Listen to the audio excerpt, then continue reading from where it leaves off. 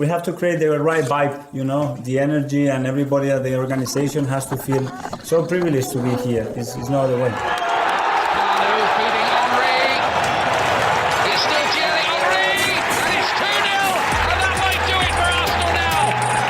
Thanks for listening to the Purely Arsenal podcast. Please follow us on Twitter at Purely Arsenal FP for all the latest Arsenal podcasts. Welcome to another episode of a Purely Arsenal sit-down podcast. We asked for 2 wins this week after the disappointment at Villa Park, and we got it. But I'll tell you what, I aged a lot this week, I tell you. Neil, you don't look like you have. How you doing, Neil Shah? How are you? I'm good, thanks. Thanks for having me on. And that was difficult watch, I have to say. Yep, you were there. We'll get a little idea of the atmosphere and some little questions on the fan base. There, James Johnstone, how you doing? Yeah, I'm better now. If we did this a couple of hours ago, right after the final whistle, it'd have been a different story. But no, pleasure to be here and pleasure to be back with you and obviously back with Neil as well. Yeah, I got a lot of texts. Obviously, Neil giving his very, very optimistic predictions as usual, to be honest. It wasn't any different from anything else. I'm not going to act like you underestimated Wolves, because you say that for all the games. But I got them from other people too. My dad saying, if it isn't 3 or 4 today, I want to have a meeting with a boardroom. And I was like, how long have you watched football? You know what I mean? Like that was my issue with that. I'm looking at it going, when is it ever smooth sailing? When you predict it will be anyway, But obviously Wolves dreadful all season. 2 points so far. They're on course for one of the worst points totals in history. Yet you did know that when Wolves showed up against us, they were going to show up with a completely different side that they've not shown all season. But at the same time, you expect to win in this sort of game. You make 6 changes, so there's no excuses in terms of fitness or freshness or injuries. You can't have any of those. This isn't a day to talk about that sort of stuff, though there is another injury that's cropped up onto the old treatment table right there. I tell you, those physios are working overtime, aren't they? Or are they? I don't know. It's a whole other topic, a whole other podcast. But I guess we should immediately get sort of our feel after that dramatic win where 2 goals occurred in the last 5 minutes. Neil, you were there, but what was we win, so you get the 1 3 points, in that sense a huge relief, I guess. But what was the feeling with you being in the stadium, with the people around you, how you exited the stadium in those last sort of 5-6 minutes? Oh mate, the disappointment was there anyway, even before they scored, to be fair, because I don't think we'd played very well. We just didn't. And against the team, look, all right, they obviously, everyone seems to raise their game when they play us. I don't know why that is, but it's been like that for a very, very long time. So wasn't expecting anything different from Wolves, and I think they were definitely playing for that counter-attack kind of football if they could get the chance. But I'm sorry to say, even with our injuries, even with our absentees, the team that we had, or the squad, not even the first 11, even our bench, is more than adequate to put this side away. And what I saw was something completely different in play. So the atmosphere, although it was very upbeat at the start of the game, I have to say, for an 8 o'clock kickoff on a Saturday night, it was actually quite banging, to be fair. Everyone was excited. It felt like a European night. I was thinking about some of the European games I've gone to where it's been really crazy, namely more recently the one last season with Real Madrid. And I thought, wow, this is going to be a really nice night, good atmosphere, banging, everyone's up for it. But the players let us down. I'm sorry to say, the players absolutely let us down. And the last few minutes, just fast forwarding, I saw that goal coming. It came. People streaming out in utter disgust. Utter disgust. You know when you hear that noise with the little plastic bottles being chucked on the ground, or with someone smashing their fist into the back of the chair. All of that was going on around me. The stadium was emptying fairly quick, and I don't like that. I don't like that because the players, no matter how bereft they have been in a game, I still feel that they will kind of, how can you say, piggyback on fan support no matter what. And if the fans are not there and they can feel that the fans are showing their disgust, it's not a great feeling for anyone in any walk of life, really, if you haven't got that support. So I don't agree with it. Everyone's case is slightly different, for travelling, logistics, whatever it might be. But to leave simply because you're upset, I don't think that's correct. So the noise levels just went down. Everyone was upset, and that also will encourage the opposition team. And actually, I started thinking, Christ, what if they get a winner? I believed it. I thought there's time for them to get a winner. And I thought the 6 minutes of injury time, is that actually good for us or bad?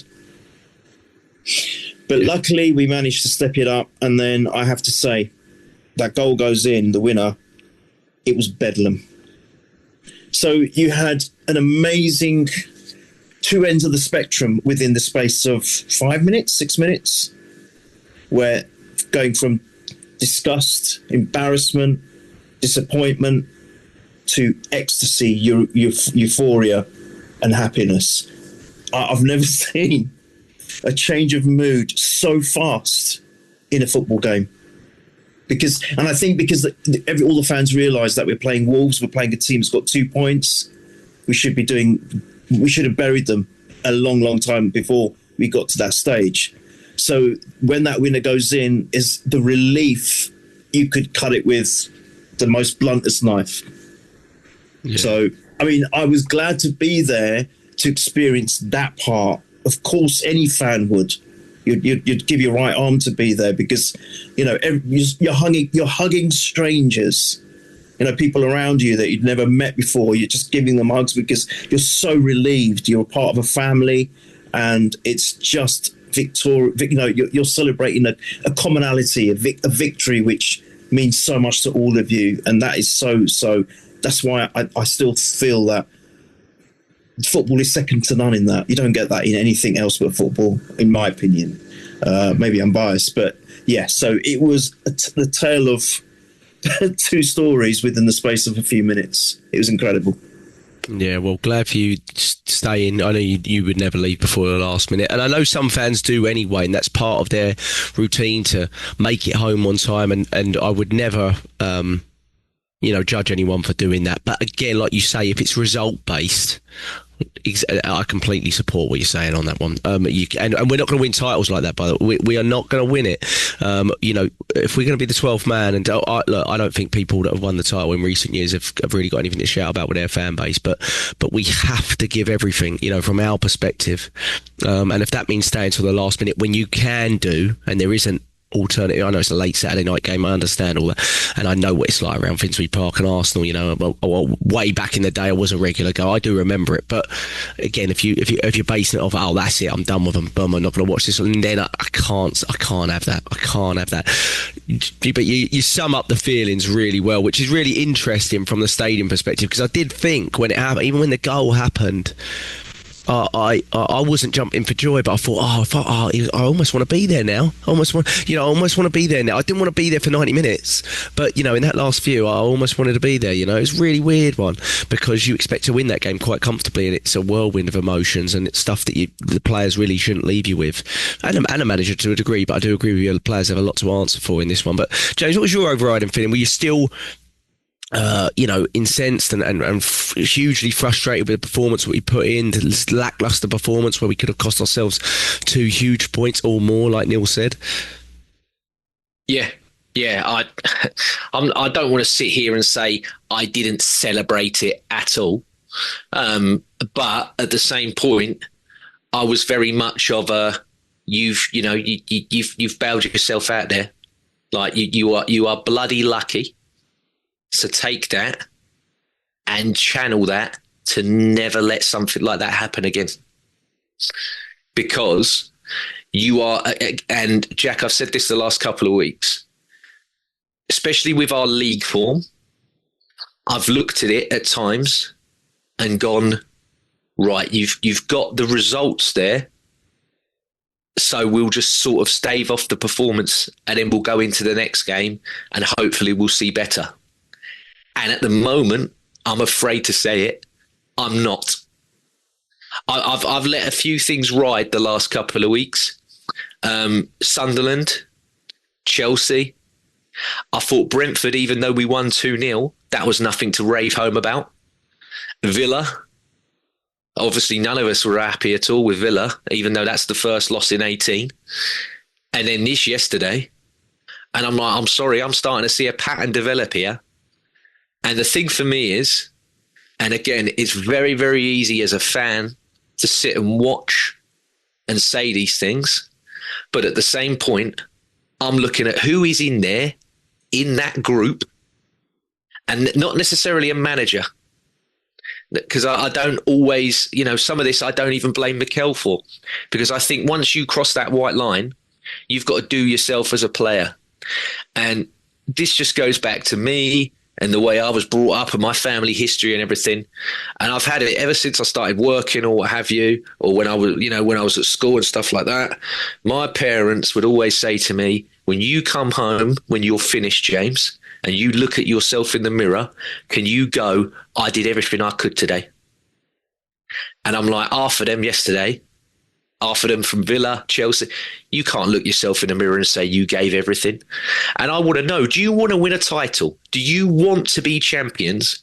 Or do you want to be a team that always gets there potentially and then fails at the end of the final hurdle? Because I'm like, if you want to be champions, then we need to see performances that are of champion, because I had people yesterday still, mentality monsters. Look, we never give it. I'm like, fuck off. You were so lucky yesterday. And but you can create your own luck sometimes. It should never have been that close and that tight. It was abysmal. But I'm like, seriously now, lick your wounds, dust yourselves off, because we got Everton next week in that new ground that we've not played in yet. And our away form, Jack, last 3, haven't won any and haven't kept a clean sheet. So we need serious improvement going into that game next week at Everton. And, for me as well, I take a lot of stuff aside. That's the 15th different back 4 he's played all season and the 5th different back 4 he's played in 5 games. So, you're muted.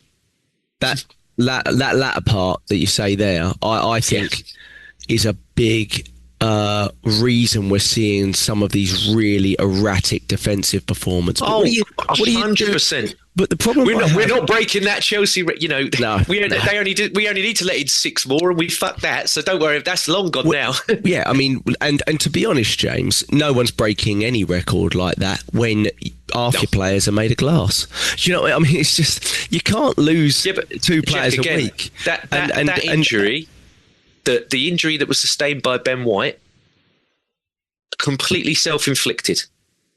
We had chase back, wasn't it? We had 20 throw-ins yesterday. 20. And this fucking Declan Rice, he's got a great long throw. We haven't scored from a long throw situation since 2024 in April against Brighton when Ben White launched one onto Kai Havertz.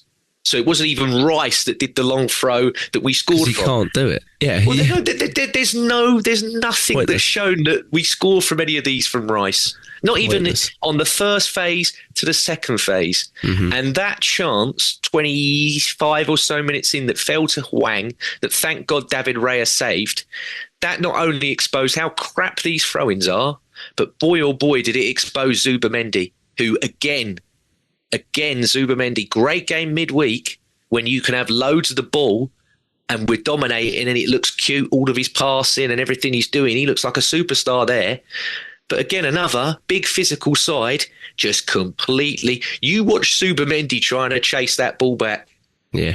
Doesn't look woeful. Good, does it? No. Woeful. And it was him that gave the ball away, like you said. But Yeah, I mean, to be honest, I was very surprised he started Zubimendi after playing him 90 in midweek. I was like, that was the one issue I had with midweek. I was surprised he even played. I was shocked with White again. What's that? 4 games in 10 days? Right.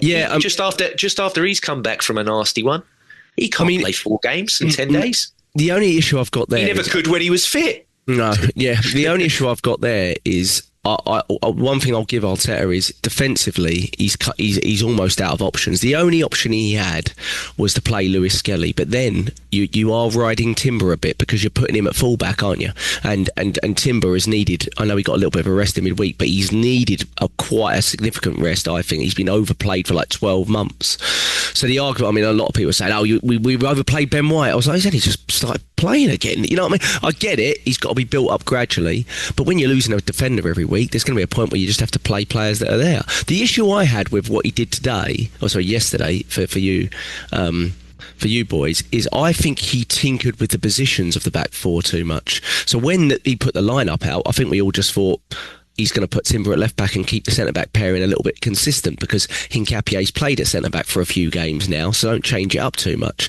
But he didn't. He put Timber at centre back, Saliba at left centre back, so he's moved 2 of them. They're both moved, right back to a right centre back, right centre back to a left centre back. He's put Hincapie over at the left back, who hasn't played there for about a month because of the defensive issues. And I thought about it and I thought, this is too much change. We've gone from Mascara and Hincapie as a centre-back pairing to Timber and Hincapie to now Saliba and Timber. It's too much change, you know, when you've had the same centre-back pair for every game, basically. And you're basically just changing it to and fro. And I don't think even the injuries have been necessary for us to do that much change in the defensive lineup. And defensive lineups really are all about sort of keeping it as stable as you can, really. So if you can, keep the players in the positions they're in, you know, and then do like for like. But basically he's just been flipping and flopping all of this back four because of, I don't think it was a particularly good defensive performance in midweek either, to be honest. We gave up a lot of chances against Bruges. I know some of them where the game was out of question, but still way more chances than we typically do. And I don't think it's helped us in having a really inconsistent centre-back pairing, and I don't think that's really been necessary. I know we've had to do it in some cases, but in some, you very least you could have kept Hincapie there. He's the one player you could have said, he's playing at centre-back, he's done okay. In my opinion, I still think he was the best centre-back we had against Villa, even though he made the error. Keep him there, put a calmer influence with Saliba beside him, and flip and flop your fullbacks if you need to, and that's fine, you know. But like you said, that was unnecessary. You know, the Ben White one was very Gabriel-esque from last season, chasing back, you know, all of that sort of stuff. And you've lost him now for probably a month, and that's that. The other thing, I think in hindsight, this is hindsight for me because I didn't say it pre-game. I didn't say it pre-game, to be honest, because I didn't really feel it mattered what team we put out. It shouldn't have done.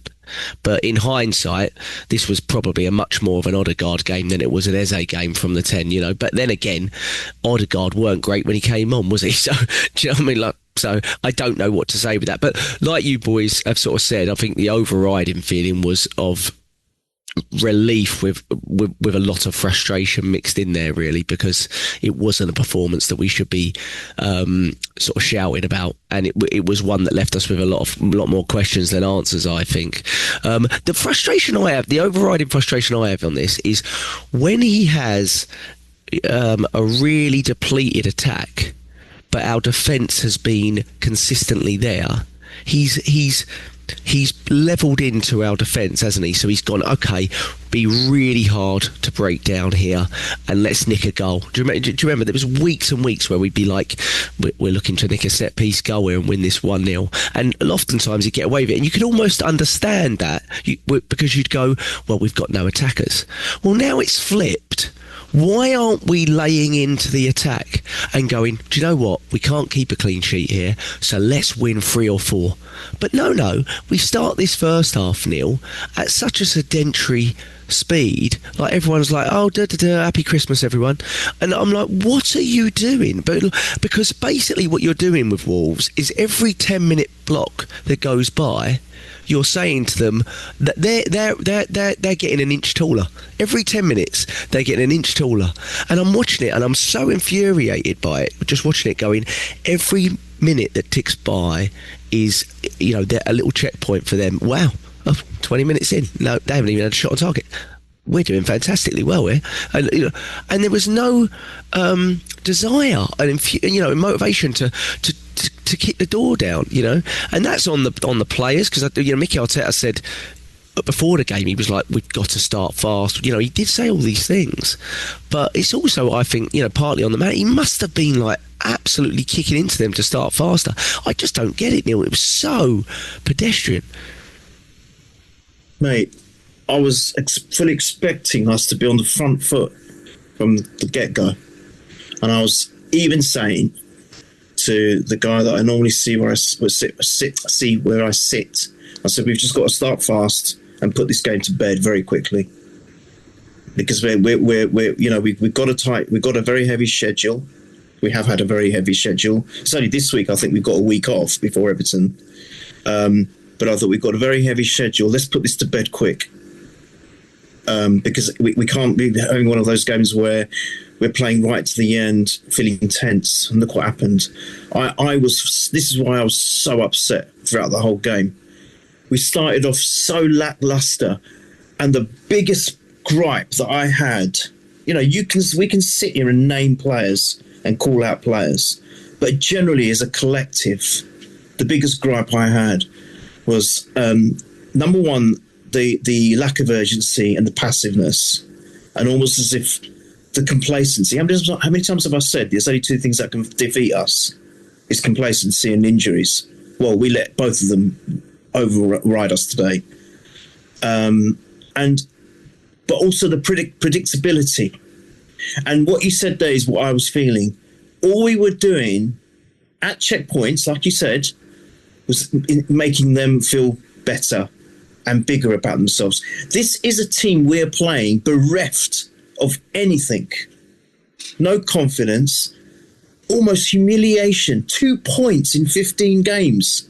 They've lost. I thought it was their last 6 or 7 they've lost. I think they've lost before us. I think they've lost their last 9. I could be wrong. 9 games on the trot, lost.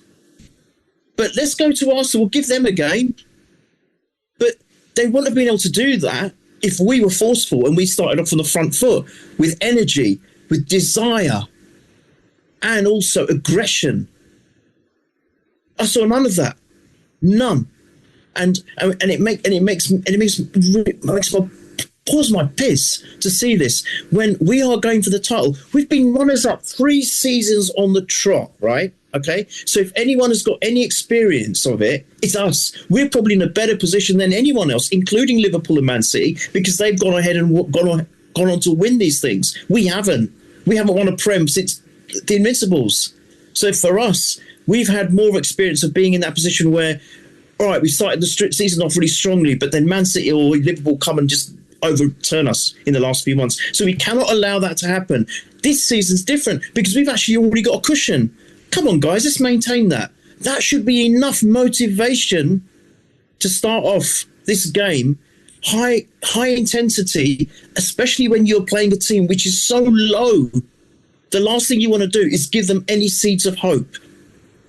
And that's what we were doing every minute. And it's that same old routine I was seeing. And I swear to you, I was fuming as well about this. It was so centered on the right. Every attack down the right. So it was so predictable. So they didn't have to worry about what was coming on the left-hand side. They didn't have to prepare for that. They didn't have to have any expectation. They were just focused on trying to defend. And all those long, kind of higher balls that were going in, they were dealing with. They were physically better than us. Physically better than us. And we're not a weak team anymore. We've talked about this as well, that now at least we've got some big units in our team that are not going to get bullied. We're the ones that are doing the bullying. I did not see any bullying from any of our players in this game. None.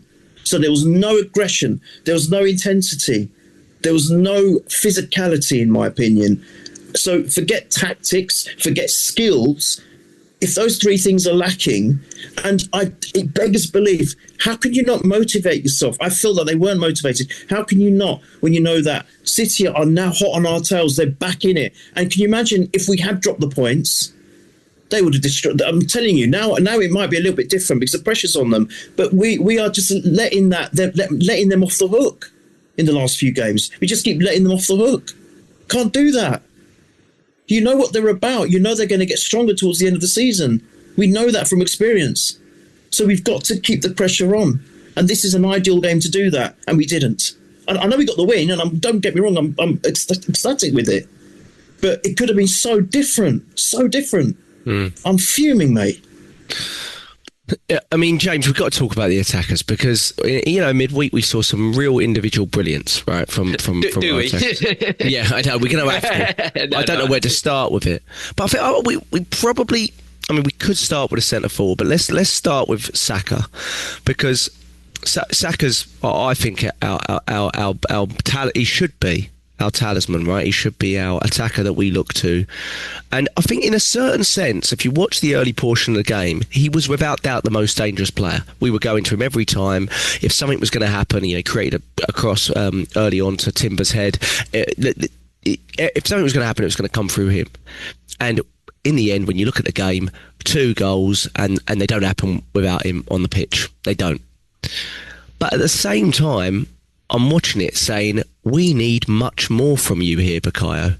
Much, much more.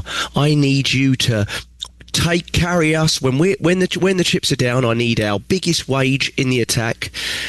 The man that asked for it, that wanted it, that takes it on his shoulders. I need you to step up. I need you to create more. I need you to score, and I need you to do a little bit of, to be honest, similar to what Madueke did in midweek, because that's what really you're all about, and we've not seen that enough really this season, I don't think. So I'm watching it, it's odd, and I'm like, if we're going to do something, it's coming through you, but at the same time I need more through you. And I mean, there was some brilliant balls from him in the first half that didn't get, one that Gyökeres didn't get on the end of. Timber should have done better from a header. There was others that I'm not thinking of beyond the 2 goals, and I do think we need to talk about those, because I think it won't get talked about, but the corner is unbelievable by him, to be honest. But I want more from him. In order to win a league, we need more from him. Look at Mo Salah, what he did last season. We need more from you, Bukayo, in terms of goals and assists. We need more from you. And I'm saying that knowing full well that we don't win this game without you. Yeah. I mean, first half for me, I thought, to a credit, that was the best I've seen him play since Fulham. Away. That, yeah. And how many months ago was that? Because I remember watching that Fulham game, and I remember being pissed because it was my brother's birthday or whatever, and I was in the pub, and then I watched it again the next day when I was sober, and I was like, oh my god, do you know what? I've missed a load here when I was drinking. And I was like, he was brilliant, because he laid about 9 or 10 chances on for the rest of them that game at Fulham, and they just mucked it up. It was the finishing from the others, not him. And yesterday, obviously, like you just said there, clearly our man of the match, but he weren't brilliant by any means. The bar was so low. Yeah, that's what it is. He was just the best of a bad bunch. But yeah, you're right. You're right, because he is the talisman. He is the main man. And a lot of people say, oh yeah, but he shouldn't be. Look how old he is. And And I'm like, well, no, he is the team. He is our main man. And yeah, like you said, you want to see a bit more from him. And again, you make a great point there with Madueke. Madueke has the game of his life in midweek. He didn't even get a minute yesterday. Didn't even get a sniff. It beggars belief, mate. It really does. But yeah, some of that in the first half. You got Martinelli whiffing on every shot that he had as well. There was a few there where he had a couple of sitters that first half that he completely whiffs wide and everything.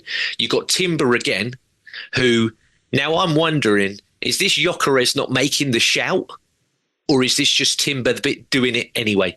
Because I'm like, there's been 3 instances now where you've got on headers that, and again, I'm not trying to, I've watched Victor Gyökeres head a ball.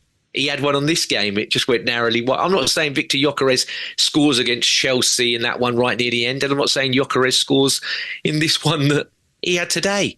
But I'm like, are you as a centre forward going to, out the way, don't, mind or anything? Because it just seems as though Timber's just like, fuck it, I'm heading it. And don't get me wrong, he's not a bad header of the ball. We've seen him score a few from corners and everything this season. He got a great leap for a small man. But I'm like, at the same point, I'm like, are you not yelling at him to, get at? I mean, there were other points as well where Timber's like our furthest man forward in the box at points. He's in positions that Gyökeres should be occupying. He's playing centre back as well, which is a bit odd. Yeah, but I'm like, you know, are you that bereft of confidence or lacking or whatever? You know, I hate saying it, but Thierry Henry. Do you think Thierry Henry would have allowed Lee Dixon or Sol Campbell to be in the box like that? And like Thierry Henry, I only remember Thierry Henry scoring one header, and it's the one that's on the intro of this channel before the podcast begins. I think the one against Man United. That's the only one I remember him scoring with his head. Sure, but he wouldn't let people like that in our box, like that, defenders like that in the box in front of it. Get out of my space. The slight issue I've had with Timber playing centre back in the last two games is I think he plays it exactly the same as he plays it right back.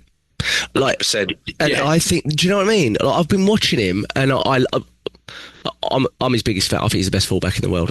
You know what my thoughts are on him, but genuinely, from centre back, he's far too forward. He's far too front-footed. Like, genuinely, and alongside Hincapié, who has a little bit of that as well, it doesn't work. You know, and obviously this was with Saliba, so a little bit different. I could see probably more understanding as to why he might use him there, but he doesn't play it in a calming sort of get the ball, give it, and maintain your position sort of way. I mean, look how far up he was for that Wayne chance for starters. But I mean, he was the one to trace him back, to be fair. But he does. You're right. He just finds himself a bit everywhere, like a bit Christian Romero-ish, and I'm like, we don't want that from our centre-backs, to be honest. It doesn't help us really defensively. It doesn't make us feel more secure, even in games like this where you're going to push on an extra defender here and there. But I felt, sometimes against Villa he was pushing out all over the place. So I'm not certain about him playing at centre-back on a regular basis. But again, we don't really have a lot of options at this point with defenders dropping like flies. But like you said, exactly agree with you on Saka. James, I'll stick with you on the positives on Gyökeres, because I do think you got to look at it two sides. Arteta said he was quite supportive of Gyökeres afterwards, and I kind of expected him to be. Look, Gyökeres, I think did he play 75 minutes or so before Jesus come on? Was it around that? Yeah. 15 touches in the game, right? But there's a collaboration between the two, Gyökeres and midfielders. He was in a lot of really good positions, and we didn't get the ball into his area quick enough, sharp enough, just with that precision that is required for a 9 to score a goal. But his intentions were there, and we need to keep insisting. James, what do you think about that? Are you more on that side where we need to learn how to play with Gyökeres still, and we're still, obviously he was out for a month, maybe we're still sort of getting up to speed with that, in it, how to sort of channel him and get the ball to him early, a bit like Trossard did second half, where he had that sort of turn and shot. That was probably his best moment in the game. Or are you on the side that maybe I'm feeling I'm a little more on, where I feel I need a little bit more from my striker in terms of link-up play, and when the ball is there, like the Saka cross in the first half, like the Rice cross against Villa, I go, like the two headers against Bruges, I go, well, I'm sorry, that is your bread and butter there for a striker. So what side do you sit on it, or do you just think it's a little bit of both? I'm 100% in the middle. Yeah. And it's the same as what I put to you guys in WhatsApp. One, he does not help himself. I'll freely admit that. This is a guy that I've courted for 2 seasons. I've sat here time and time again. If we can sign one striker, Jack, sign this man. Sign this man.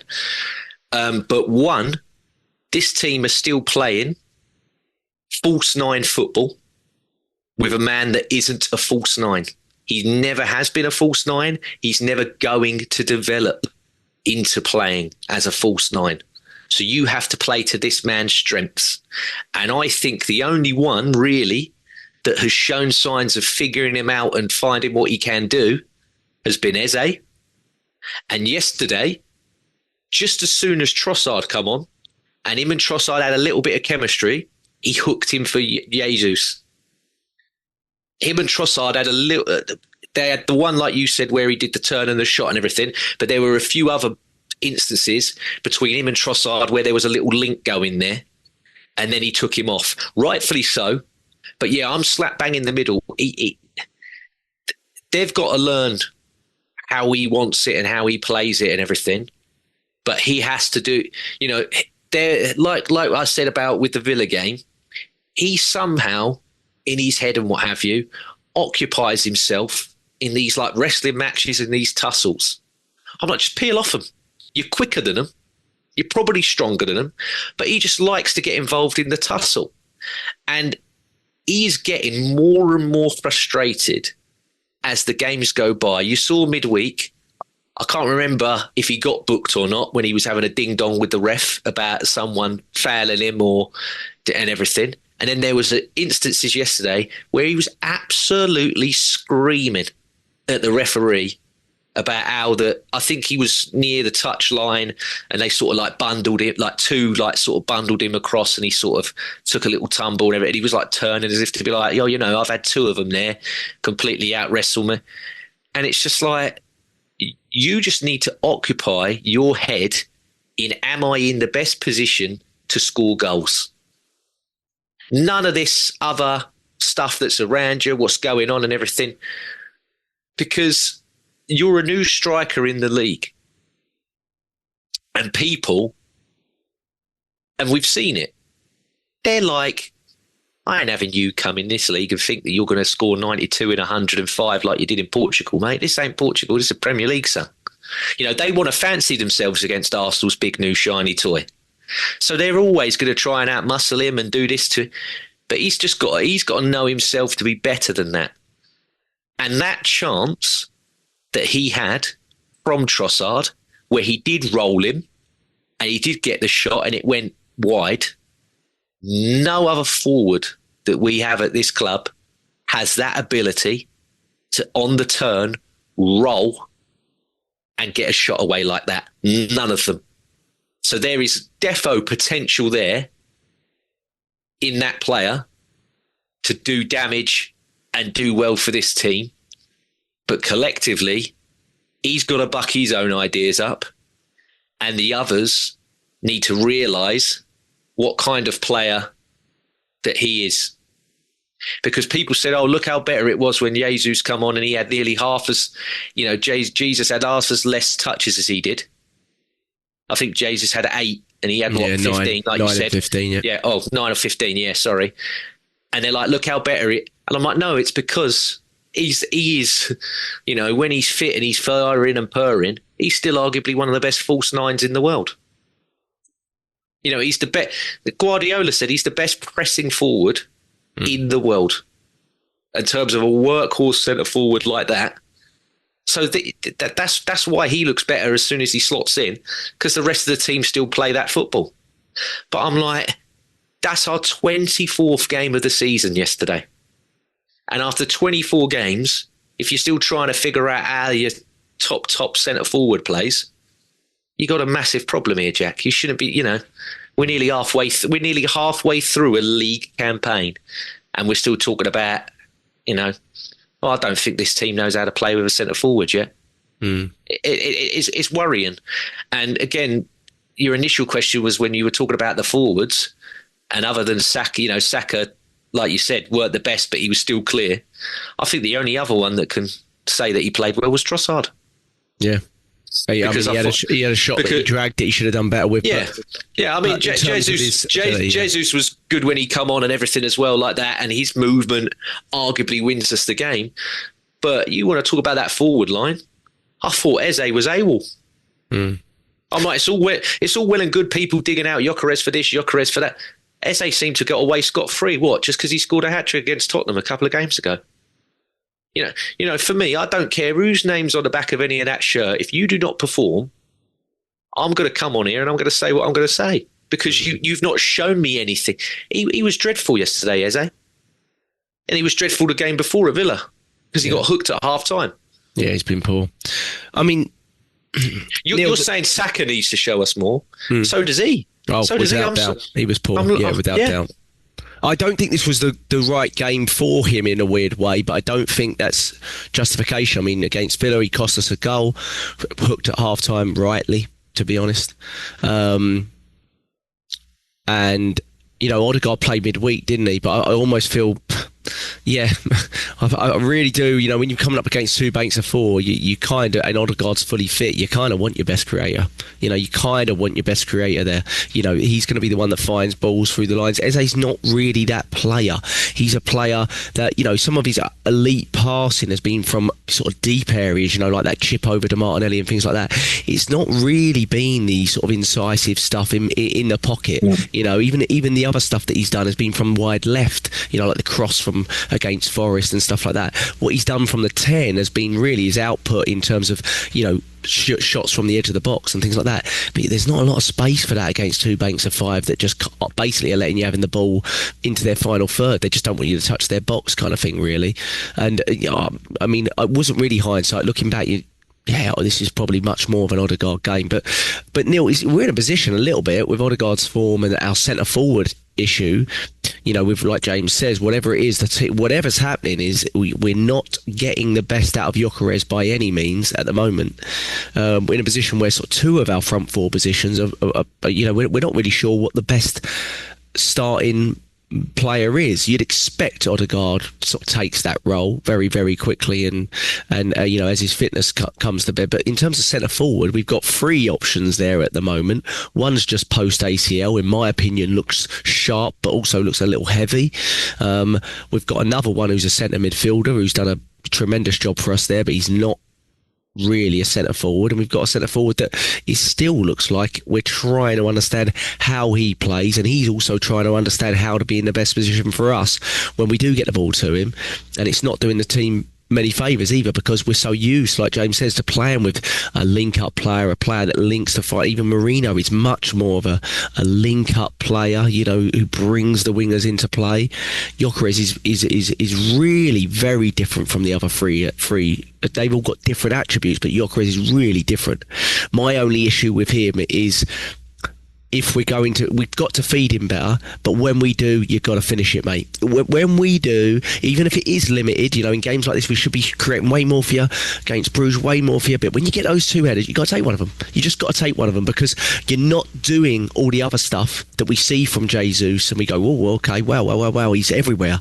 So you've got to finish better than them, because the issue we had with Jesus, we've all been on here for years going, oh, he's not clinical, Havertz is not clinical, they're never going to get you 20 goals a season. Well, that is what you're there for, Jock. So if you don't touch the ball for 90 minutes, I want a goal out of you for the one chance that you do get. And that has been my issue with the Villa, the Bruges and this game, because I feel you should have had a go in all of them. That's my issue. That's what I look at. But again, James is right. You know, we're definitely not feeding him early enough and getting him the level of chances we should be getting him in these types of games. Yeah, I think I remember a very early pod that we did after we'd signed him, and I said the same. I'm very much in the same boat as James. I'm in the middle. If you remember, I said it's a bit of both. That we have to adapt to him, and he's got to adapt to us, because we're not used to. We still are not used to having a centre forward in our team. It's as simple as that. And that is why Jesus makes a difference. And to be fair, just to give him a shout, he's been brilliant, the two cameos he's made. He's been absolutely really brilliant. Sharp, yeah. I agree with you. He does look heavy. So I don't think he can do a 90 minutes yet. We can't think that, he could start against Everton and see us through the whole game. I don't think that's possible. So we have to still use, Gyökeres as well, or Geek as I call him, to some extent in that game. I do feel sorry for him as well. I know. I'll say slightly different. I completely hear and agree with what you both have said. 100%. He's got to do more when he gets his chance. But if you look at that Trossard chance, where as James said, there's not anyone else in our club that can do that, and that is where his strengths lie. So this is an example of playing to his strengths. And why is it? It's only really Trossard and probably Eze that look to find him out. The others don't.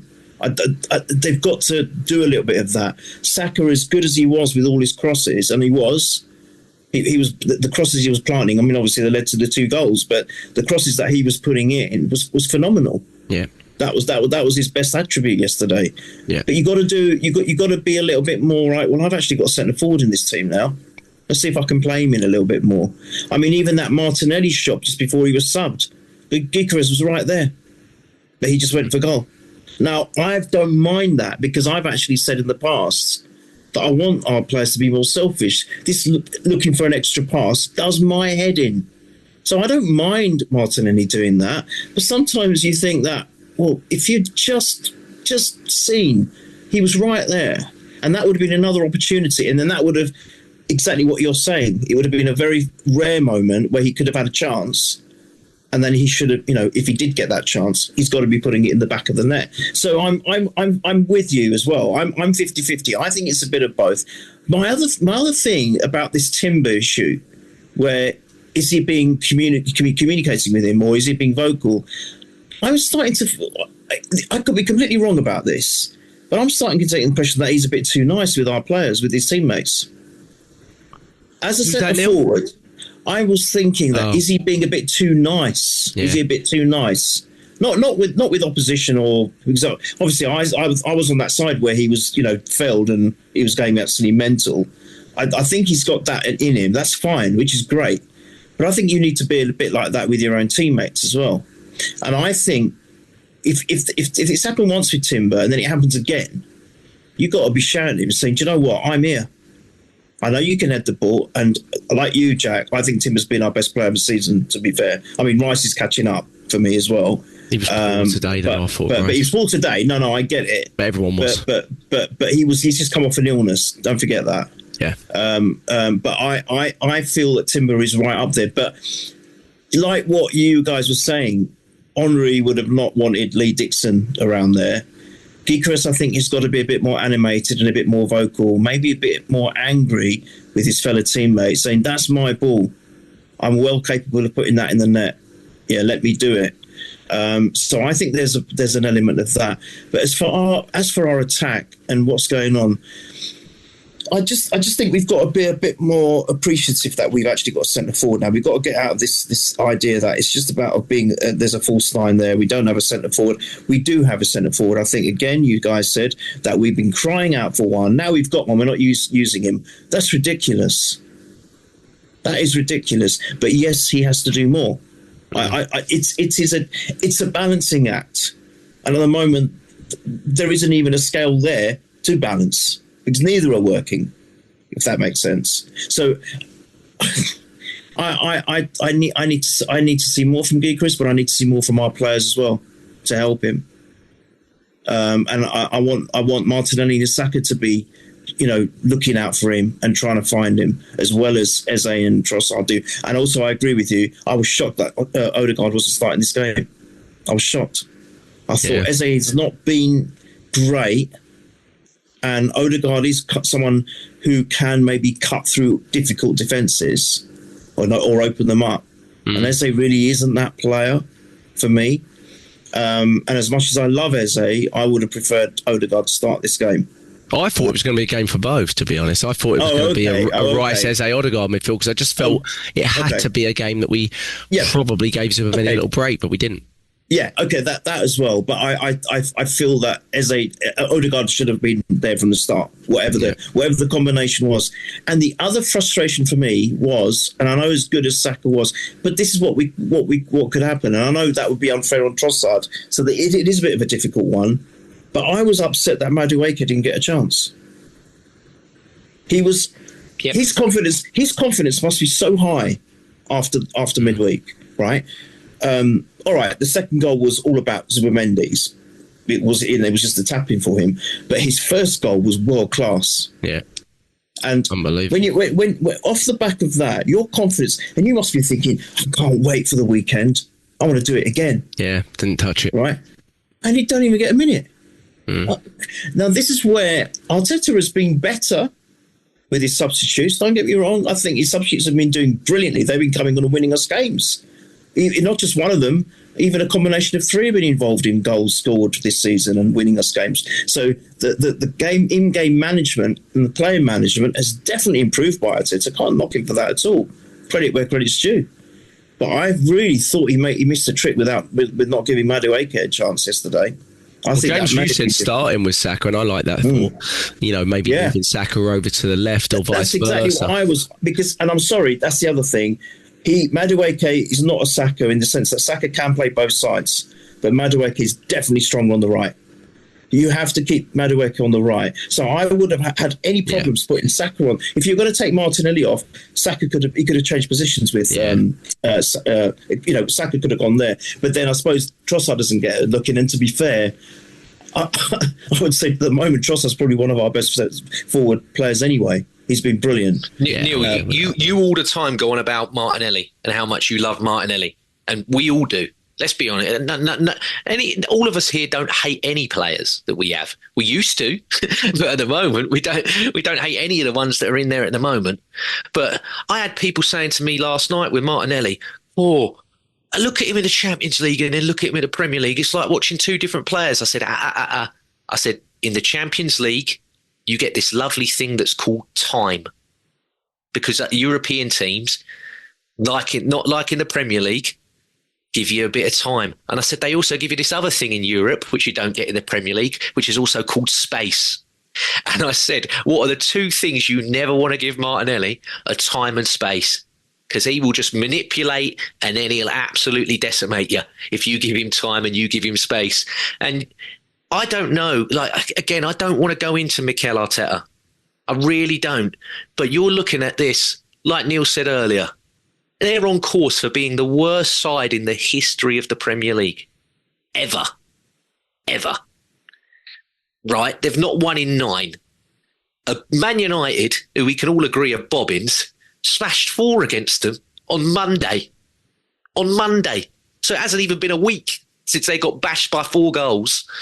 And Martinelli at the week, why are you playing Martinelli against a low block?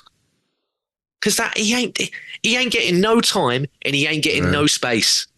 So why did you start him? Why did you? That weren't a game for him to start in. Yeah. And I know Trossard's not particularly fit, and I know Eze didn't work when you played him on the left against Aston Villa. But yeah, chuck Saka that side. Go to Madueke. You're full of beans, lad. You've done a brilliant Tony Yeboah impression midweek.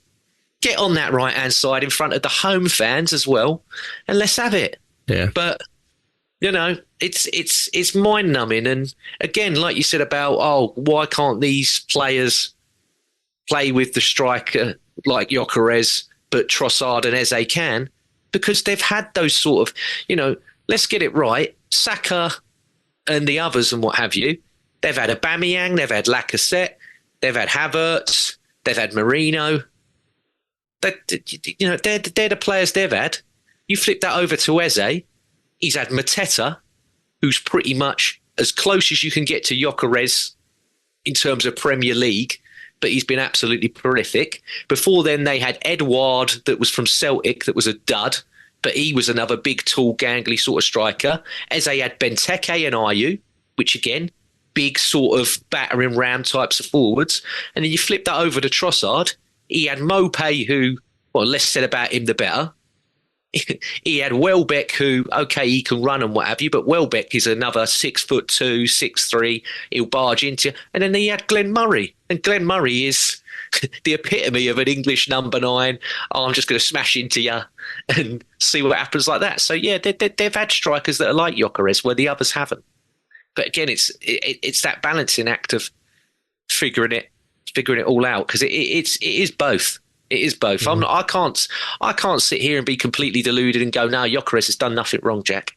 Yeah. He ain't. He hasn't helped himself. No, we need more from him, yeah. Yeah, you sussed it. If you're not giving that link-up play or an assist here, an assist there, you got to be scoring a goal then. And you ain't doing that either. Yeah. So, yeah, you summed that up perfect. Yeah, and I mean, going into Everton, I think he'll start a game, because I don't. Oh, he has to. If he hooks him now, it will kill him. Yeah, and it's absolutely not the time. Kill him. If it was a month on, I might say something different, because Jesus' fitness would be maybe closer.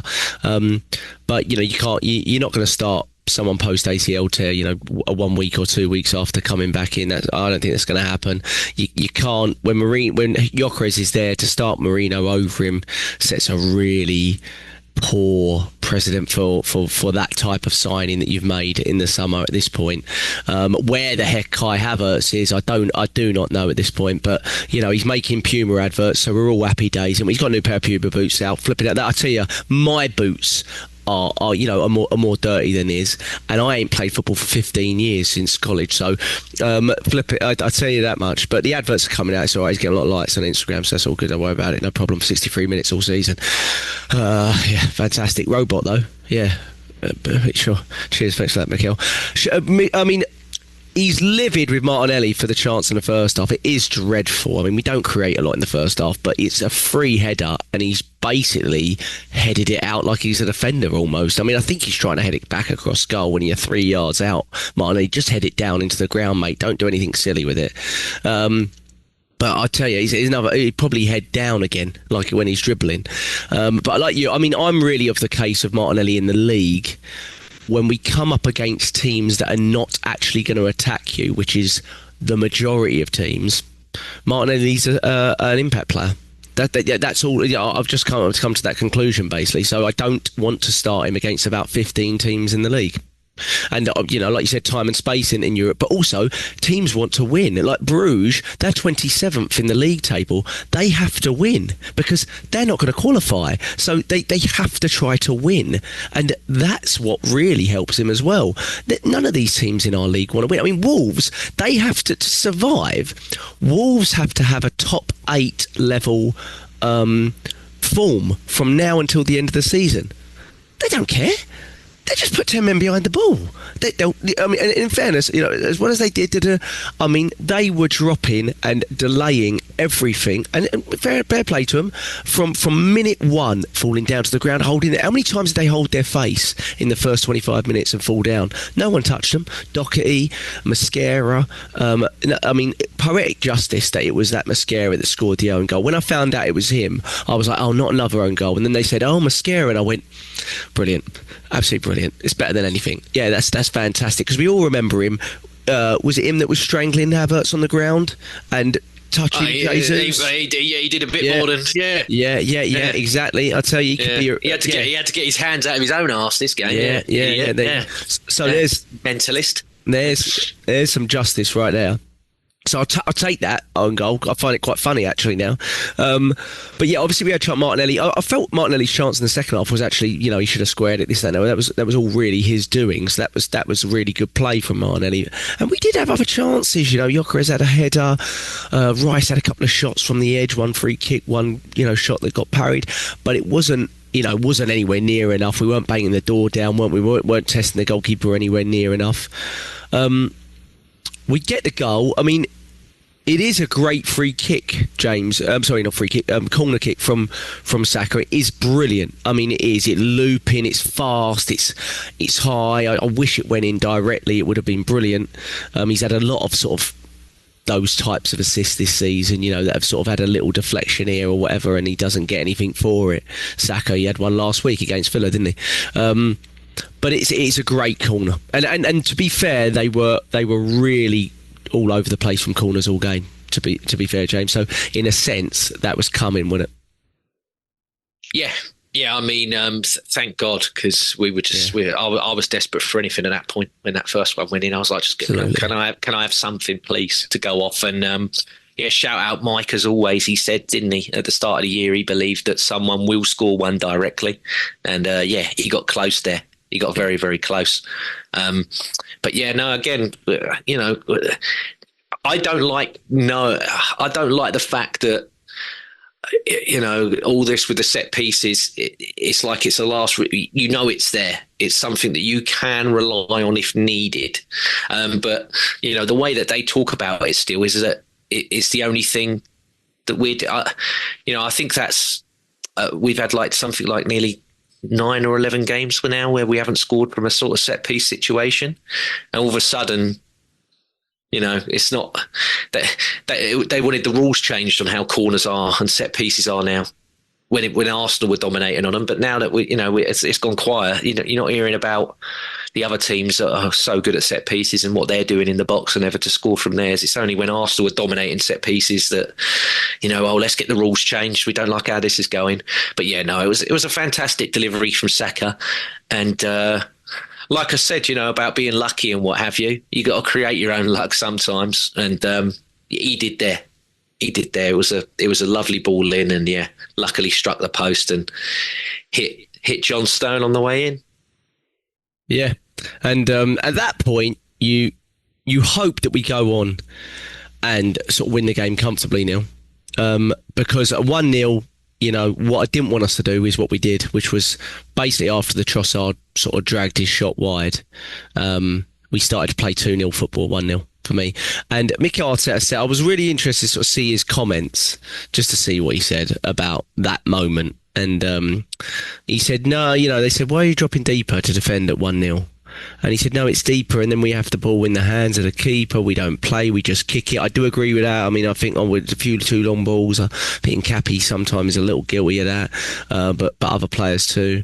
It's on us. We have to continue playing the manner we have to play. But I have to say, despite his words, this is something we've seen so much under Mikel Arteta, that I think actions speak louder than words here. And I think we do that. This cost us last season with the 14 draws.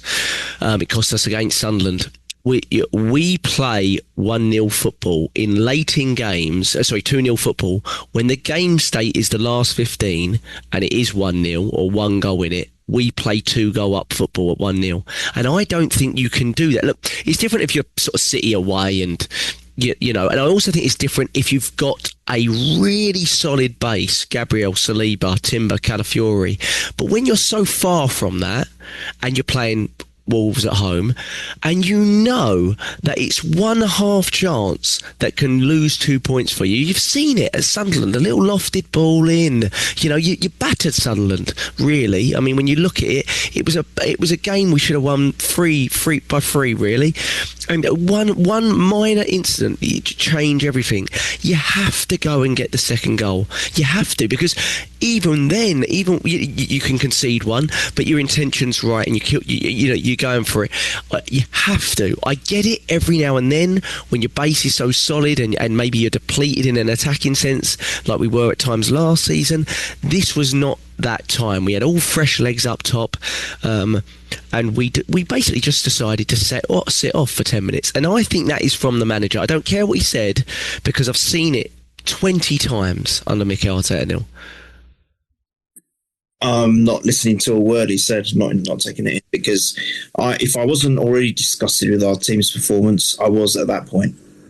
I was shouting my head off. Why now, with a few minutes left, we are letting them play? Why are we dropping off? Why have we become passive? They are going to score. And we are going to be in real trouble if they do. And I was incensed. This is what I'm saying about the change of emotion from being incensed, seeing the goal go in, and then getting the winner. I've never been so angry at a football match, because, like what you said, context. If it's Man City away, I get it. If we've got Gabriel, if we've got that defence, which was not even letting a goal be on target, let alone conceding one, I get it.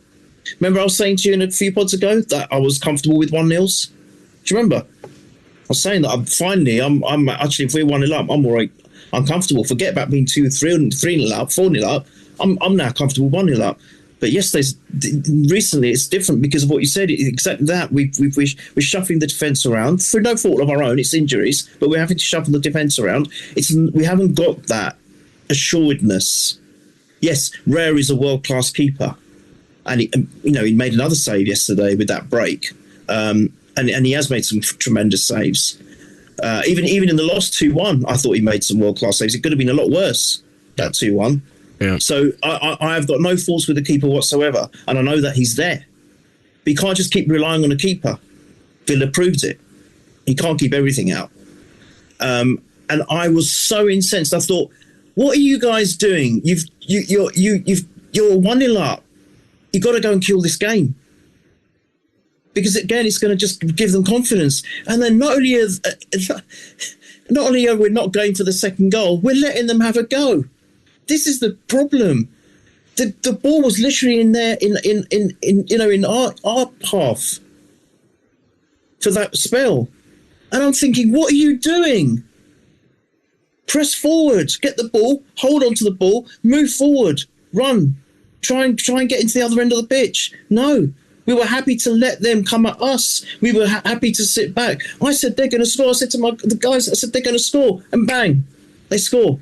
And I'm sorry, I'm not going to blame any defender for that. That was a collective. Whether that's Arteta or the players or combination of the both, that was a collective. Because it was coming. It was coming. And then I even said to you, didn't I, before on the WhatsApp chat, I said, I was actually scared that they were going to get the winner. Especially when we got 6 minutes of injury time. I thought, oh, no, we might not even come away with a point against a team that is not playing football at the moment. Yeah. Oh, I don't know what to say. If we haven't... Have we not learned any lessons? As I said earlier, 3 seasons in a row, runners up, right? Especially last season, we lost it because of the draws. We lost it because of the draws. Think about it. If we'd converted even 4 or 5 of those draws into wins, which we should have done and could have done, then it could have been a completely different story.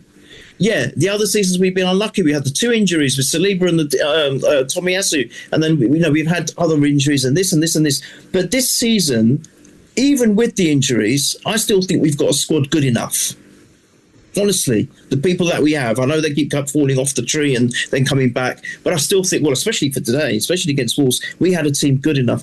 But for us to behave in this way that, oh no, we're all right now, we've done our job, Saka's got that goal, we're all right. No, you kill games. Champions kill games. And if we don't do that, I'm afraid we're not going to win the title. And this is coming from me, who I'm ultra positive. Yeah, we will not win the title if we carry on in this vein. And I'm sorry to say this, I'm going to swear, I'm shitting myself against Everton. I was just about to right? jump in, Neil, and go. We won't beat Everton. Don't think about winning the title. We won't beat Everton next week if we play like this. Right, exactly, James. You know why? They've got a shiny new stadium, right? If the crowd are going to be up for it, it's going to be a very impressive game. I was only saying today as well. I said I think we've got all our major away games out of the way now. I think the only ones left, are Tottenham and Man City. I think we've got all the others out of the way. And then I thought, oh, hang on a minute, we've got Everton, haven't we? And I thought they've got a brand new stadium. And I was thinking after the game to myself, if we play like this, we ain't winning jack shit next weekend. Yep. Because not only are the players going to be up for it, but the crowd are, the fans are. And the only way we're going to overcome that game, I think, is by doing what James says. Don't play the badge. Don't play the occasion from the players' perspective. And number 2, Arteta has got to play his best players for that particular condition and play them all to their strengths. Otherwise, we're doomed for next week. Yeah, next week it's going to be a really tough game at Everton because they've been very good this season, haven't they? Just quick, because I'm, as always, I'm not as kind as Neil. And Neil says there, I don't blame the defence with the goal yesterday. I'm sorry. Saka, Declan Rice, Odegaard, all 3 of them, fucking pathetic for that goal, in my opinion. Now, I can somewhat excuse Saka and Declan Rice because they've played nearly a full game there. It's not good enough, is it? But for Martin Odegaard, who's come fresh off the bench, are you going to make any attempt to go to this, Matthias Mane that whipped the ball in? Just completely. As soon as they brought that 7-footer on, I was like, he's scoring. Look at the size of him. They'll whiff in a throw in or something, and he'll get his head on that. Because you just knew. As soon as you saw how big he was and everything else, I'm like, he's scoring. Yeah. He's bloody scoring. And I think the 3 of them were absolutely pathetic for that goal. And David Raya, when he come out, has basically come out to be a centre back to try and put him off. And again, Neil, like you mentioned as well about him at Aston Villa and everything, the word I normally associate with David Raya is calmness. I think he's the most calm and composed guy. If he was any cooler, he'd be a cucumber. Well, he went ballistic at him at Villa. And then yesterday, soon as that ball's in the back of the net, he picks himself off of the ground, looks at them all as if to be like, you pricks, you absolute pricks. Because again, that's 2 weeks in a row now where, because he was making, like you said, Neil, he was making save after save at Villa. He made a save there. If Brugge were any good, They could have had a couple in midweek. Yes, he made nine. He made 9 saves in midweek. Yeah, did really well. Yeah, and I'm way too like, many though. Yeah, he's going to turn on him eventually and just be like, I want that though. God, yeah. I want that from him. I know he's a cool guy, but I want that from him. And equally, as we were saying earlier, I want that from Gyökeres as well on the other end of the pitch. Yeah, definitely. I want Gyökeres to start being vocal and saying that's my ball. Or if he's clear and he doesn't get the pass, I want it. I don't care if it's Saka. I couldn't care less. Yeah, I care about my football club. Right? Yeah. Yes, I love the players, but I care about my football club probably more so. And I'm saying, I'd go up to him and say, why don't you fucking pass to me? What are you doing? Mm-hmm. I'm there. Yeah, I'm here. So I want that. I want that animation, not just from the goalkeeper, but I want it from our centre forward as well. Yeah. One thing I would say is sorry, Jack, just quick. Sorry. I'm really sorry. No, all good. When people were saying, "Oh no, we didn't sit back," mate, they had 30% possession for the whole game. For the last 10 minutes, they had 75% possession compared to us with 25. And I'm like, we were panicking against the most toothless, spineless attack in the league. Panicking. And I don't care if I get flamed in the comments on this, the same as I got flamed in the comments last night. We were shitting ourselves for that last 10 minutes. Shitting ourselves. That comes from that's Wolves. Yeah, that's Wolves. Yeah, and you've got to have more courage than that at that time. You know, you just got 100%. To. It just doesn't make any sense. I don't love Saka in that goal. It reminds me of the Villa one the week before where he sits on his fullback. For me, I mean, that midfielder, the ball's behind him. He's taking 4 chances. Nwaneri doesn't get a minute, Jack, because of what he does. Everyone goes, Nwaneri don't play because of his OOP. You know, he's out of possession stuff. Well, I'm like, well, because fucking Saka there then. Yeah. Same with Madueke, by the way. That's why he didn't come on. Yeah, exactly. And I don't know with Ray. I mean, the header's in the middle of the goal. Like, I watch it quite a lot, and I'm like, he's trying to anticipate catching the ball, but he's never going to catch the ball. You know, but when you look at it, it's not a good header. It's in the middle of the goal. Like, I'm not saying he should save it, but he should be closer to it. I mean, well, he comes out to basically man mark the guy, doesn't he? Yeah. Really, if you watch it, he has to get so close because I don't know what the centre backs are playing at when the ball's played in as well. I mean, it's a free. The whole action, it's typical Arsenal. When one goes, the whole fucking pack, like a domino, just goes ding, ding, ding, ding, ding, ding, ding, ding. No. This is what I'm saying. I'm not. I wasn't trying to say that. Look, it was no one's fault per se, but I think the whole build up to that goal was a collective issue. Oh, yeah, 100%. Yeah. That's what I was trying to say. When I said I'm not going to take the name in the defenders, it's not that I was to say that none of them could have done any better. Of course they could have done better. What I'm trying to say is we allowed them, you just said it, and you could visually see it. You're sitting there watching it, that they have taken control of the game in the last few minutes. Why? If we were able to shut them out for the whole 70, 80 minutes, why now, at the most critical juncture, are we let them have a chance? If we were 6-0 up, fair enough. We were 1-0 up. Yeah. That's the point I'm making. Yeah, and I've got no. By the way, if you're 2-0, like this is generally like, yeah, if you're up and you're up, it's a couple of goals, then you have the insurance policy, but you cannot play that way when you don't. You just cannot, especially against teams that you have to win against. You have to win. You know, different if you're sort of away at City and maybe you've come back to 1-1 and you're just saying, okay, let's see this out here. Let's take what's on offer. That's a different game state, but in games like this or games like against Sunderland where we did the same thing, we sat off, we were absolutely all over them Sunderland. We went 2-1 up and suddenly they had all the ball and I'm like, what's happened here? Just keep playing like you were. We literally were all over them. We were shooting. They couldn't get out of their own box. And that's where it has to come from the manager. It just has to. There's no way the team's going, oh, we're up at you. No matter what you say, you have to instill that in them to be like, you just have to keep going, man. You just have to keep going. Same, scores the same. You keep going. You get another goal here because we're not having this last 10 minutes. We're not. I don't know what he wants. I don't know if he likes his blood pressure going up. Like, well, why? Why? You can put some of these games out aside. sight. Then you shouldn't be a football manager then. Yeah, if you have the right intention, it's so frustrating. But look, the one thing I would say. Sorry to interrupt. But why can't you? But if the way to make that work, I know it's hard because it's not reality. But just think that you're losing and you need to get an equaliser. You think that you're the one that's losing. I need to get another goal. So then you still carry on playing on the front foot. I don't understand this. I could not understand what happened yesterday. It was such a conundrum. It was so confusing that, all right, we haven't put 4 or 5 goals in the back of the net, but we have dominated a very weak team, and now all of a sudden at the last minute we're allowing them to play. What was that? I will not understand it. I don't care what Arteta says. That's what I said. I'm not interested in what he has to say. I'm not even going to listen to his words. No. I'm not interested. As fans, all we can go on is what we have seen. And what I saw was diabolical. And I know people will say, what are you so upset for? We won. Yeah, I know we won. And I'm so happy for that. We got that 5-point cushion now before City play. That's great. Of course it is.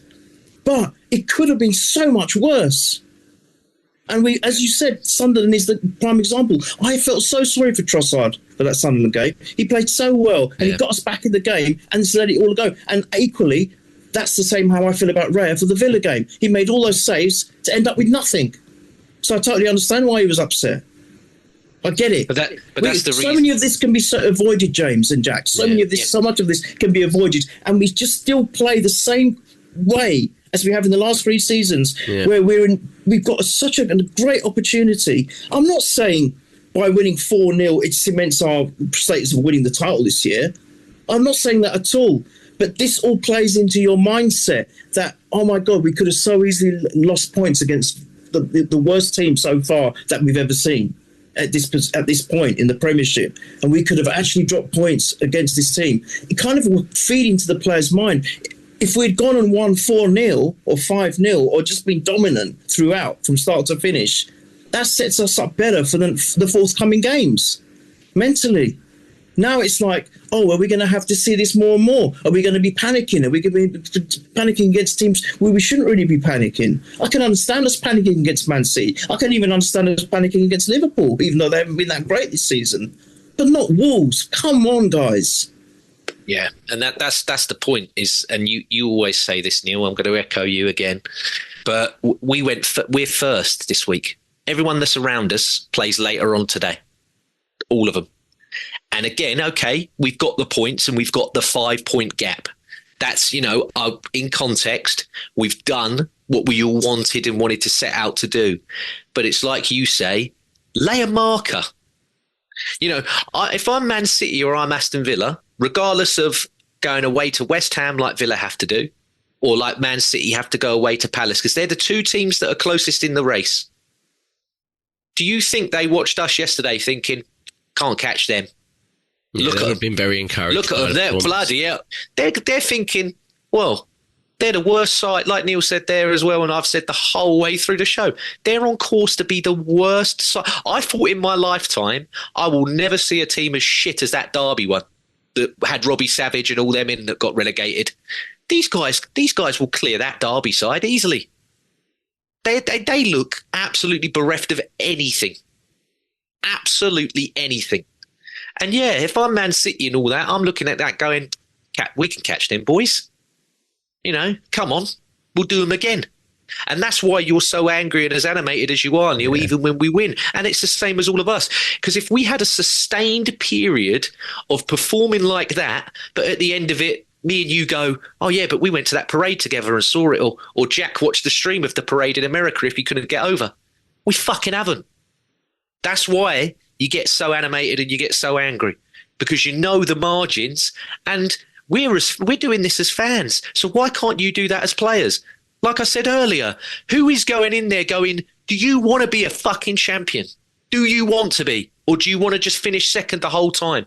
Okay, Jesus comes on and he does brilliantly and we get that moment and everything else like that. He's the only one now in that group that's been a champion multiple times. Yeah, and look at them when they celebrated. Okay, they all were mobbing him and everything, but he was like, chill out. And I mean, Declan Rice, bless him, He tried to get him far. That guy, I call him the marathon man, and I love him to bits, but he is fucked. He's playing him again against Everton, and thank God we've got a week for him to catch it. But he is going to do that. He's going to get some serious damage. I'm worried that he's going to really run that guy into the ground, Jack. If he, we've got no one to replace him, James. We've got no one. No, well, hopefully now. I'm looking at it and I'm like, you really have to find a way to not run this guy in the ground. Because again, he was leaving him on yesterday.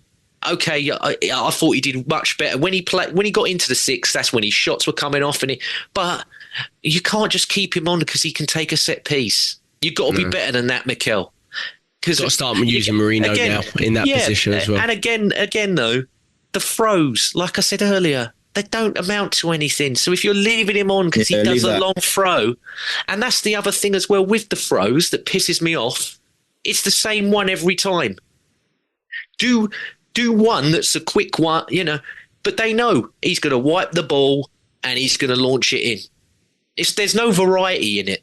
It's the same one over and over and over. Yeah. Like, do one or two that are short, then do the long one. We have to protect Rice because I'm sorry, I can't see us winning the title without him. Agreed. Oh, no way. Agreed. I mean, he's one of our top 3 most important players in terms of positionally what we can cover for him. I'd say Zubimendi's one of the others, to be honest, because positionally, the layer behind him is not where it is in other areas, and that's the other reason that those players are so important as well. You don't necessarily trust what's behind them to get to the level. I mean, Declan Rice is, he's one of a kind in terms of his energy levels and his ability to win the ball back and stuff like that. And I do think whilst I don't think Bryce or Zubimendi were good in this one, I do think this was Zubimendi's been fantastic overall this season. He's been showing how important he has been. But look, we get the goal. I mean, we get the goal. 93rd, 94th minute. I've got to say, my kids were in a dance recital, and it was starting about 6 minutes after the injury time started, so it was basically going to start when the game ended, and you have to sit in the crowd and stuff like that. And just as I sat down, they scored the equaliser. I had a little iPad on by my feet, and I had to look at my family, and I just said to my wife, I've got to walk out, and I just walked out to the street, and I just sat there, and I was just sat on the curb with my head in my hands, and I was like, I've got to go back in because I'm going to miss their show, and it was about 3 minutes, and then my brother calls me, and I'm like looking, and I was like, in that, it's weird the circumstance, but in that sense, I was genuinely just really delighted, I really was. I didn't even, and I think you probably saw that from my text, I was just so. It wasn't really relief for me. I was just like so happy that we'd won, because I just felt the whole game was really not like us. It was just so poor. We've had poor games this season-ish, but not to that level. We've had even Villa. There was moments where we had some terrific football against Villa. But the odd thing is, if we're talking about title and people at the top of the league, we spoke offline about how Liverpool barely dragged themselves past Southampton last season, who had 12 points, I think, and finished bottom of the table, one of the worst points totals ever, and we've seen it in past seasons as well. I mean, it was only a couple of weeks ago that City scraped past Leeds at home. It was. I mean, I think they won 3-2, didn't they? So and I'm not saying Leeds are they're obviously a better side than Wolves this season, but again, you probably, a lot of people still say they're one of the favourite. You might be one of the favourites to go down. So, and we beat them 5-0 at home. So it's not a good enough performance by any means. It's not a justification for it, but weird stuff does happen in football. I think it's more the performance that worries me. If we were battering the door down and we won this 2-1 in the last minute, it would be different. But we weren't quite doing that. And obviously the game state stuff really annoys me, like it does you. A couple of things I talked about that we haven't mentioned. I do think Hwang is very lucky to stay on the pitch. I think he's very, very, very lucky. I mean, I think what they've done there is they've said he didn't mean it, and that's why they've given him a yellow card. I can only assume that's the reason, but that's not the rule. That is not the rule. I don't think he's meant it either. That's not the rule, though. That is a leg-breaking tackle with your studs up. That is not the rule. You can't look at it and go, I don't think he meant it, because then you eradicate a lot of tackles, don't you? Because you're basically saying, well, did he really mean that? Or you can't do it that way, because that creates a real problem, I think, because then you're saying, well, we have to decide whether he was really going in to hurt a player, and actually you rule out a lot of red cards with that, probably, because lots of players probably aren't intentionally trying to hurt someone, but they mistime stuff. I don't think Hwang's a particularly dirty player, but he mistimed a tackle badly. Oh no, I don't think he's really badly. Really and badly. If Lewis Skelly doesn't lift his legs, it's done. One of them's gone, I reckon. So I was watching it thinking, we don't deserve this to be a red card, but it was one. It really was. And I don't think I saw all your texts at the time, but I bet you were saying the same thing. No, it was. Can I quickly just say, Jonathan Pearce on Match of the Day, you might have seen it, James, even he said, well, they probably not given it because he didn't mean it and he tried to pull away. But he said, that's not my interpretation. Right. He basically said that's a red according to the law, that's a red. And he said it. Jonathan Pearce said it straight away. So I think he was a very, very lucky guy. Yeah, if your hand's here in front of a goal when it hits your hand and the ball's going in the net, it's still a penalty. You didn't mean it, but it's still a penalty because in that we had one a couple seasons back, didn't we? Crystal Palace away, Aubameyang. He didn't mean to. Literally same sort of thing. That was one of Arteta's early games, I think, wasn't it? Yeah, maybe. Aubameyang weren't a filthy player. No, but he was late. He was late. And it was like, he was standing there going like, oh, come on. And it was like, well, no, that's the rules. Your studs are up, mate. Whether you meant it or not, your studs are up and you've gone whack. So, no, I 100% agree. I watched that back a few times and I was baffled as to, because he didn't even initially card him. He only carded him after he got told to. Which is really odd as well. Really, really odd. And the other thing I'd say is that in the first half, Nkappi makes an amazing block on a chance they had in the first. It wasn't the Hwang chance, it was another one, but he made a terrific block, like really, really good block. And it basically sort of eradicated the chance. And I know he was the man marking the striker for their goal, but yeah, lots to think about. I've never seen Arteta quite as livid, and I've not watched the whole press conference. I've only watched clips of it, but he was livid. I don't love it. I don't mind it, but he obviously called Martinelli out for the missed chance. If you're going to do that, you've got to do it with everyone. I've seen him call out Martinelli 3 or 4 times, and I don't think I've seen him name the other attackers, and they are, at times just as bad. And Martinelli, the one thing I'll say about Martinelli, even if I do think he's an impact sub in the Premier League, his attitude is top notch. His attitude is actually probably the best out of all the front players. The way he loves the club and he never complains when he's not playing for a month on end or something. His attitude is top notch. I don't particularly like him calling out individual players anyway, but if you're going to do it, be consistent and start calling out all the others, because none of them were up to scratch. So I don't love that, and I know Martinelli missed a sitter, but call out the others. There was, you've got to do that. You've got to do it. You can't just call out him just for the sake of it. I don't particularly like that. It's not really typical Arteta either. I do like it when he says, he's like, collectively, this was terrible. We're not defensively good enough. We didn't switch on enough. I agree. I think when he's saying it as a collective, I've got no problem with it. But if you're doing it individually, I think you got to either not do it or be consistent, really. But Neil, we will leave yourself 5 points clear. What's your thoughts on tomorrow? Should we Newcastle? No, it's not Newcastle. Villa go away to West Ham. West Ham don't look particular. I mean, they look dreadful against Liverpool the other week, so I don't think I hold much hope there. Though Villa are riding it a little bit. They're riding the crest of it a little bit, big time. They're on the old Unai Emery train a little bit, where they're being out XG'd in almost every game, but somehow winning them. But I guess it's what do you think about City and Palace? Palace, they played on Thursday. They do have quite a lot of injuries themselves, but they're a good side at home, Palace. I like Palace. I think if out of the two, there's probably more hope for them to get something for us, that goes in our favour. I wouldn't bet against it. I reckon they might come away with something, so that will help us. But even if they don't, I think as much as I look at other results and hope for the best, it's still up to us. We just got to focus on us. I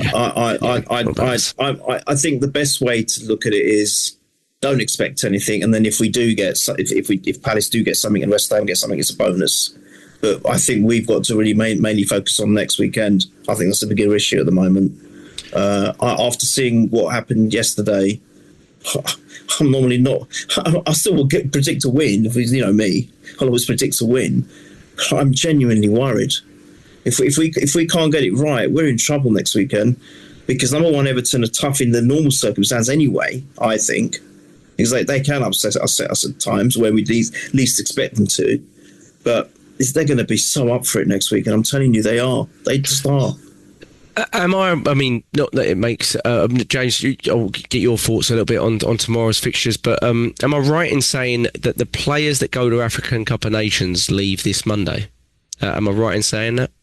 I believe you are correct. Yeah. And does that mean that they lose a few players in Gahey? Is it in Day? Yeah. And Dewsbury Hall got injured yesterday. Is that correct?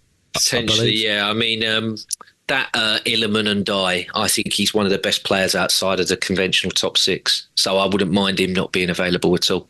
I think he's Senegalese, right? So he's going to the African Cup of Nations. I think he's a fantastic footballer. I really do. Yeah. So when do players leave for AFCON? December 15th. Yeah.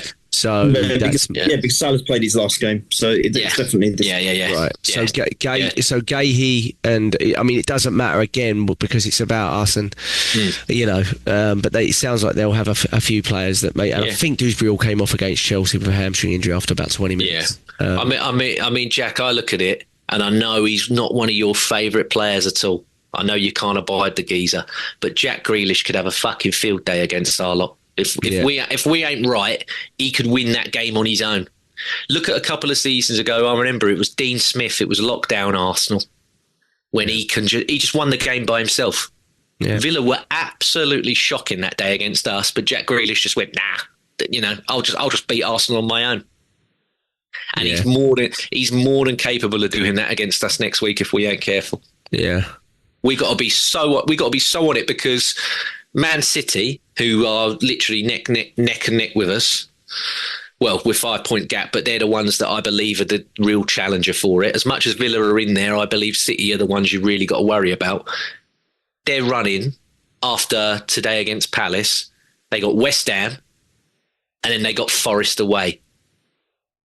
Now, do I see them choking against West Ham? No. And do I see Sean Dyche's Nottingham Forest beating them at home? No. So there's 6 points there. Yeah. I think today, I think Palace are good enough, even with all their injuries and that. I think they're good enough to get a draw. But I'm not banking on that. Yeah. But I think, but I do the Super Six each week for my sins on Sky, and I've predicted a draw. And that was before a ball was even kicked. I thought I fancy Palace for a draw here today. Mm. But I'm not banking on them getting a draw. But yeah, would I bank on them to beat West Ham and Nottingham Forest in the next two after that? 100%. 100%. And like Neil, I'm not going to predict that Arsenal lose against Everton next week, but I don't think it's a foregone conclusion that we beat them. No. Not at all. We've had not at all. Really bad results. We got to be so on it, and I've said a lot during this podcast as I normally do, so apologies. But just quickly, one thing I want to ask you two, and this I think is beyond Arteta, but the subs that are coming into the game lately, the way that they're coming into the current game state and everything, is so poor, isn't it? Yeah. And I don't know I don't know if that's a mindset thing from themselves or what have you. But I'm like, some of the subs in the last few matches, I'm like, Jesus Christ, been awful. Yeah. Absolutely. I think it's awful. important that I don't love it. That's why I don't love it when Martinelli starts. But as long as one of Martinelli or Trossard isn't starting, because they're really good from the bench. And I actually think it takes a certain type of mentality to be good from the bench. Well, I've 180'd on Trossard now, where I'm like, he has to start. Yes, absolutely. He's one of the only ones that are productive. I thought again yesterday, brilliant when he came on. He's a must-start player for us when he's fit. Absolutely. And I'm glad he got his little bit of rest. I know we've got a week off, but I'm like, he's straight in. Even if he's about 75, 65, he's starting for me next week at. Yeah, I agree. He's starting for me next week at Everton. 100%. Before I get your prediction, the concern is going into this Christmas period, we're basically relying on 5 defenders now. We've basically got our back 4 and Lewis Skelly. And that's it. And that puts a heavy burden on Timber to the point where I think you're going to have to, certainly in that Carling Cup game or others, you're going to have to probably include Norgard in that after his midweek. You're probably going to have to do that at some point in a game, put Norgard back into centre-back or right-back or something, because you're not going to be able to roll Timber through 90s, throughout the whole Salmon. I mean, obviously, because he's 16. You're going to go to Salmon. You're going to be my new Bellerin, mate. Remember when Sangir or Debuchy went down and Bellerin was 16, 17? He was brilliant. Yeah. He just throw him in. Yeah. Wow. Throw him in. I'm like, that Salmon, he's got to be the boy now. Yeah, I remember that. I remember when Bellerin first started, and my first thing was, is he really going to go back to Barcelona? We can't lose this guy. He's fantastic. Do you remember? Yeah. And then he changed his diet and it all fell apart for him. But he turned into a catwalk model, didn't he, or something? Hector Ballerina. Got injured, started eating corn, and that was it. Yeah, game over. But sorry, vegans and veggies. Sorry. Mascara's not going to be back until sometime in Jan. Jesus. Gabriel's injury was on November the 15th, so we're a month in to Gabriel's injury. I expect it's closer to the 6 weeks than the 4 weeks, personally, but I don't know anything. I just expect that but maybe we get him back towards the, end of the Christmas period-ish time. But, in terms of the next 2 weeks, we're basically going with the players, 5 players we got. We got Calafiori through that suspension and survived that. So, and got him a rest there, I guess, which is something. And he didn't start midweek, so he should be fresh. He's clearly our starting left back, by the way. Clearly. 100%. Yeah, with Lewis Skelly being all over the shop. Wasn't even trusted for this one, by the way, when Calafiori suspended. That's a little concerning, I would say. But slightly understandable. I mean, a lot of people blaming Arteta for the Ben White injury. And I'm like, well, the only other option was to play Lewis Skelly, and I guess you could have got Ben White, but then you risk Timber more by putting him back in fullback, and not giving him a brief. But I don't, it's a hard one when you keep losing players in a position. It's like you basically just playing who you got. The ones I'd look at and say, it's more down to him is like, there's a Babendi one at this point. I'm like, could you have gotten him a rest here or there? But it's just it's like a conveyor belt, our injury list, and it's just roll them off, roll them on. It's just unbelievable. I trust you and your time frames more than what the official club put out, mate. I'm looking for you for when they'll be back. But, Saliba's a matter of days. What was that? His first game in 28 days? It's been 3 weeks. Exactly. Well, the concern with Saliba's is, because they finally revealed it was an ankle injury, is I expect it's the same ankle he injured at Anfield, and that means that's sort of becoming a little bit of a chronic issue on him, because that's 2 ankle injuries, in quick succession.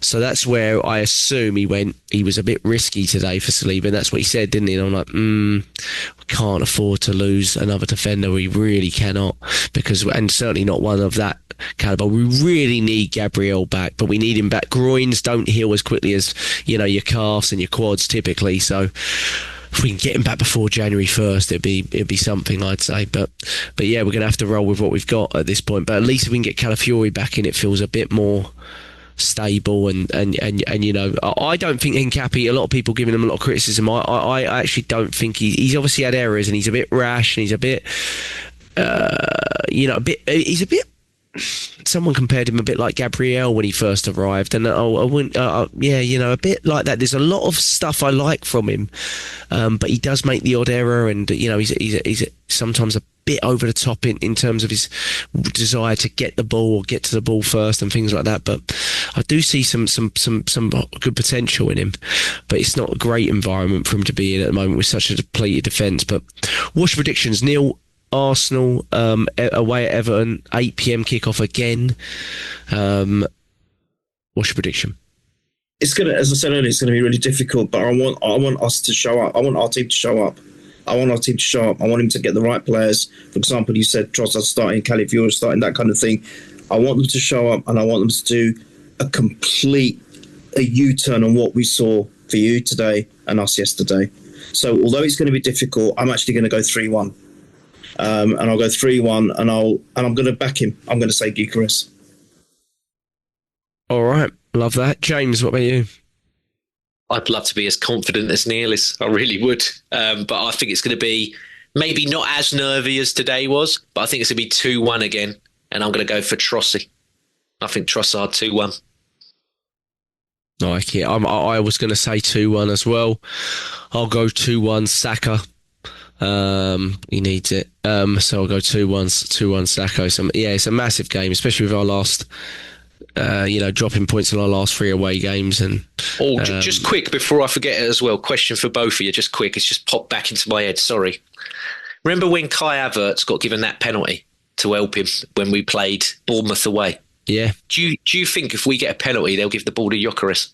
No. I don't. I still think Saka takes it. If Saka's not on the pitch, he will, but if Saka's on the pitch, he's taking it. And my brother doesn't like this at all. He said striker should be taking it, this, that and the other, and I'm not really bothered by it. But, I'd like it if he did, but I can't. Can I change that slightly? Your what you said there. If we are clear and we're not under any pressure, maybe we're 2-0 up, and there's like 3 minutes left. Which was the Bournemouth one, wasn't it? Yeah. The context, yeah. Given the context, then yes, you have to give it to Gyökeres. If it's a case of this could win us the game and we're on a bit of a knife edge like we were with Wolves, then no. I know that sounds really bad, but yeah. It's got to be Saka then. Yeah. Last thing I'll say is, top of the league in the Champions League group. We're qualified. There is an incentive to qualify in the top 2 this year, in the sense of you basically guarantee yourself a second leg at home throughout.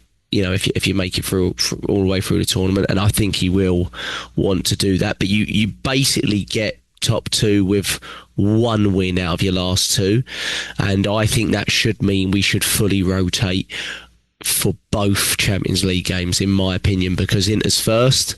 He won't do this, I'm just saying it, and then Carrott's the other one, and you should be able to win that last one. Not taking anything for granted, but we should be able to win that last one. But I don't think it should matter. One thing I will say, it does not matter. That Inter away game, he won't believe this, but it does not matter. It does not matter. It really doesn't. We've done the hard part, and the reason you do that is so you can have 2 games like this where you can fully rotate. Fair play to him for rotating against Bruges and getting away with it in a way. He did rotate a lot for it, but he should be doing the same in the next 2. He really should. We're 3 points clear, I think, at the top of it. We have a superior goal difference. He really should, because no one remembers the fact that we bashed PSG in the group stages last season. No one remembers it. No one remembers it, and it does not matter. And if we were, we had all these players in our squad fit, and you couldn't figure out how to get them in, different story. But we don't. We have the highest level of injuries in the league over the last 18 months, basically, alongside, I think it's Brighton. No one's at our level when it comes to injuries. We're not in that state, so you better rotate fully.